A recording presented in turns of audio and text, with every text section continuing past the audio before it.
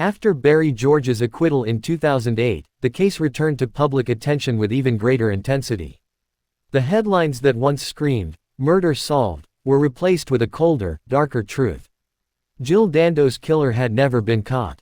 The justice system had spent nearly a decade chasing a man who, by all reliable measures, may have had nothing to do with her death. The real question was now louder than ever. If Barry George didn't do it, then who did? Investigators had to face a hard reality. Nearly 10 years had passed since Jill's murder. Physical evidence had faded. Witness memories had blurred. Leads had dried up. But public fascination had only grown stronger, and with it came a wave of speculation, both from inside and outside official channels. Theories flooded books, newspapers, television specials, and online forums.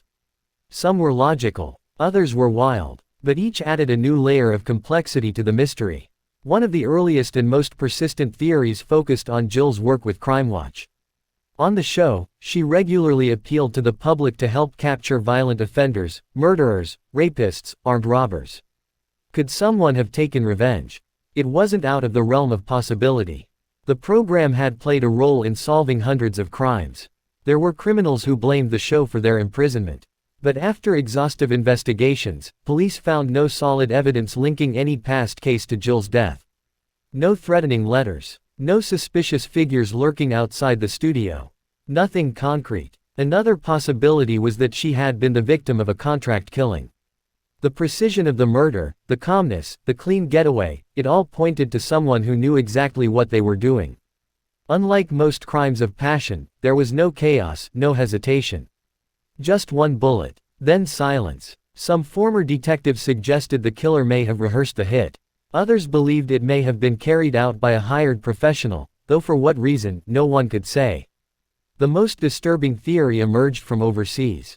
Just days before her murder, Jill had appeared on national television to promote a charity appeal for victims of the Kosovo conflict. At the time, NATO airstrikes were targeting Serbian forces, and anti-Western sentiment was running high.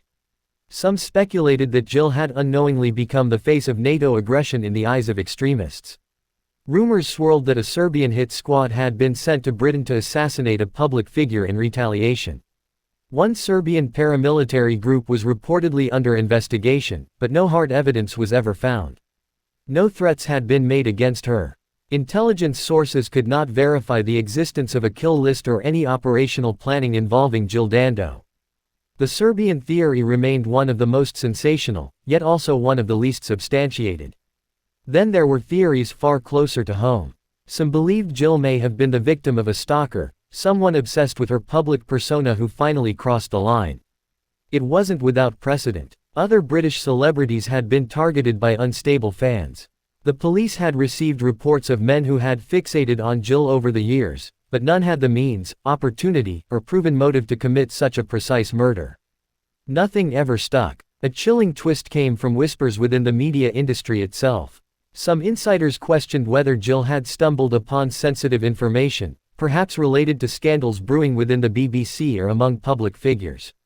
In the years following her death, a series of high-profile investigations would later emerge involving criminal behavior by media personalities, most notably the Jimmy Savile scandal.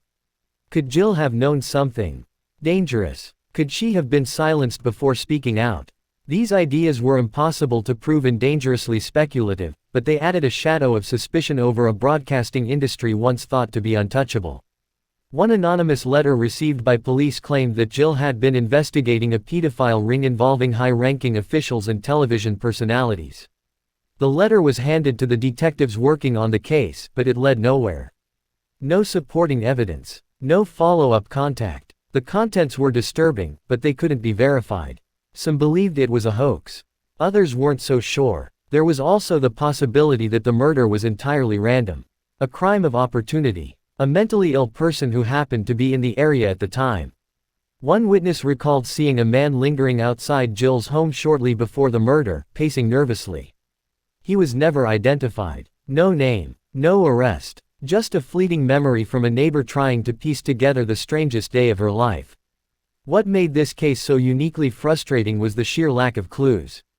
Jill Dando was killed in one of the most surveilled cities in the world, on a residential street, in the middle of the day, and yet no security camera ever caught the killer entering or leaving the area. No eyewitness could identify the shooter. No one saw a gun. No one heard a car speeding away. It was as if the killer had stepped into her world from nowhere, fired the shot, and vanished like a ghost. Even Jill's personal schedule that day seemed almost improvised. She hadn't planned to go to her Fulham home. She'd been staying with her fiancé in Chiswick. The trip was a quick visit to collect mail. Very few people even knew she was going to be there. That meant the killer had either followed her without being seen or had been waiting for her at random. Both options were disturbing. One suggested surveillance. The other, terrifying coincidence. For the police, the case had become a fog. Every path they pursued ended in a dead end. Every promising lead crumbled under scrutiny. Barry George's conviction had given them temporary closure, but once he was cleared, the public trust in the investigation collapsed. People began to wonder if the real killer had escaped for good. If justice would ever be served. And so, the case slipped into cold case status. Files were boxed. Officers were reassigned. But for Jill's friends, family, and millions of viewers who once welcomed her into their homes, the memory never faded. In the aftermath of Barry George's acquittal, the mood across the country shifted from one of resolution to one of uncomfortable uncertainty. The man once believed to be Jill Dando's killer had been cleared. He walked free, and the nation was left staring at a crime scene frozen in time. For her family, there was no peace. For the public, there was no closure. For law enforcement, there were no new answers. Only echoes of a life that had ended far too soon. Jill's colleagues at the BBC mourned her all over again. It felt as if the case had opened a fresh wound. In memorial broadcasts and anniversary tributes, her friends and co-presenters spoke not just of her talent, but of her warmth, her humility, and her extraordinary ability to connect with people, on camera and off. They hadn't just lost a presenter. They had lost a friend, a confidant, a shining presence who had lit up every room she entered. And they had lost her in the most senseless, violent way imaginable. The British public felt that loss too.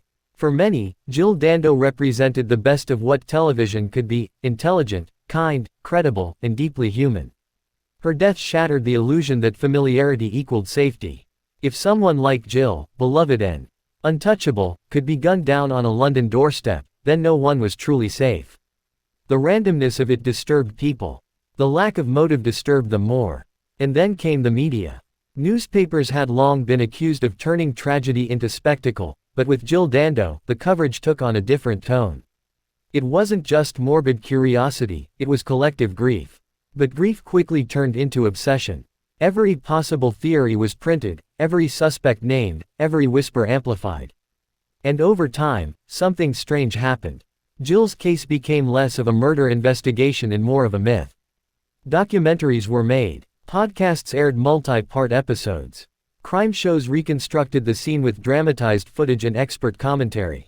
Psychics even weighed in. And each new attempt to tell the story, to understand it, to solve it, only reminded the world that no one had.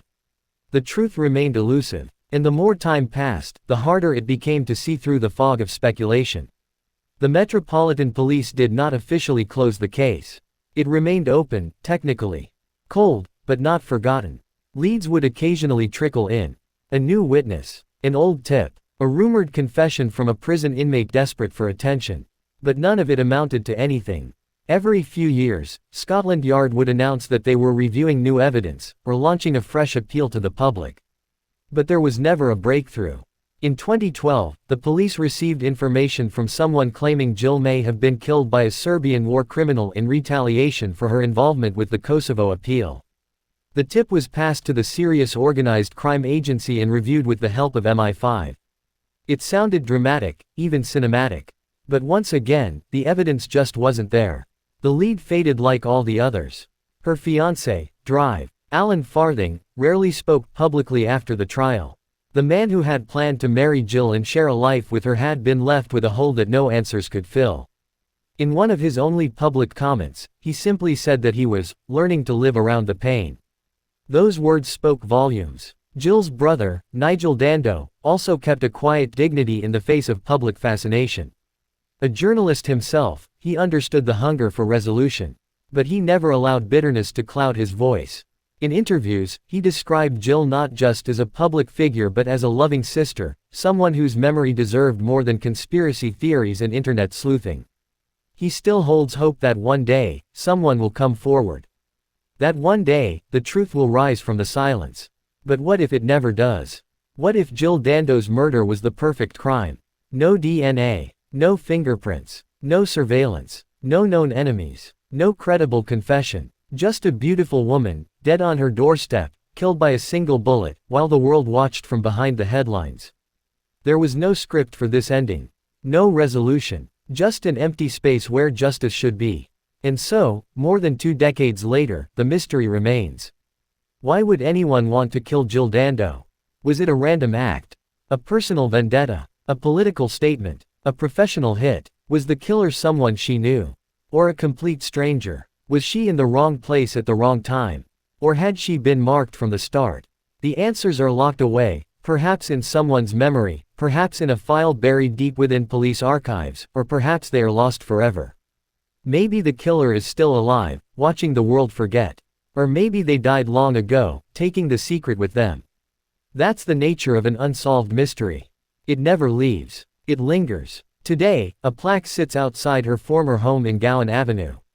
A simple tribute. A gentle reminder of the woman whose life and death shook a nation. Flowers are sometimes left there. Strangers stop and look at the door where it happened. They take a breath. And then they walk away, still wondering, still haunted. Jill Dando was 37 years old when she died. She had plans. A wedding. A future. A life full of love and promise. She left behind a country full of admirers and a cold case that still casts a shadow over British justice. She gave her life to public service, to journalism, to helping others. And yet, when it mattered most, no one was able to help her. Perhaps one day the phone will ring. Perhaps one day someone will talk. Perhaps justice will finally be done. But until that day comes, the door on Gowan Avenue remains a symbol, not just of loss but of a question still waiting for an answer.